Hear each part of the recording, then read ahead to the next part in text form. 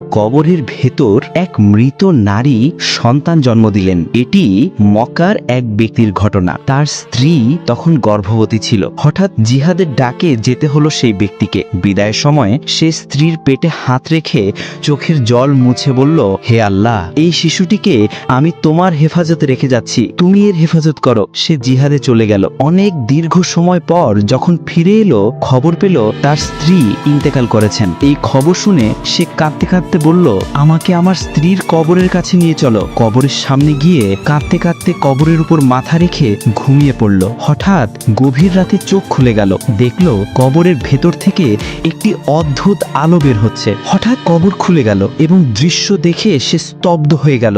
ভেতরে তার মৃত স্ত্রী শুয়ে আছেন আর তার জীবিত সন্তান খেলছে মায়ের কোলে। সে তাড়াতাড়ি কবরের ভেতরে ঝাঁপ দিয়ে সন্তানের কোলে নিল। কবর থেকে বের হতেই আকাশ থেকে একটি আওয়াজ ভেসে এলো, তুমি তোমার সন্তানকে আল্লাহর হেফাজতে দিয়েছিলে, তাই সে তোমাকে ফিরিয়ে দেওয়া হলো। যদি তুমি তোমার স্ত্রীকেও আল্লাহর হেফাজতে সমর্পণ করতে, তবে তাকেও জীবিত পেতে।